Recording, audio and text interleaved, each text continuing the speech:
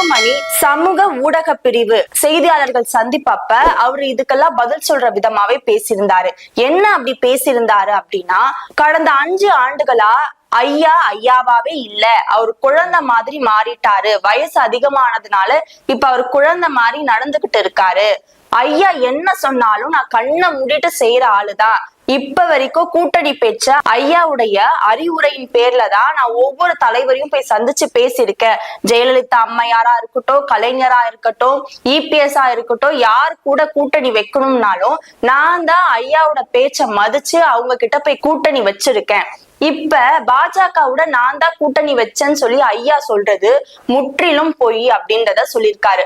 பாஜக என்ன எனக்கு மாமனா மச்சானா, நான் போய் விருப்பப்பட்டு போய் கூட்டணி வைக்கிறதுக்கு அப்படின்னு கேள்வியும் எழுப்பி பேசியிருக்கிறாரு. அது மட்டும் இல்லாம ஐயாவை சுத்தி சில தீய சக்திகள் இருக்கு, அதுவும் 3 தீய சக்திகள் இருக்கு அப்படின்னு சொல்லி பேசியிருக்காரு. யார சொல்றாருன்னா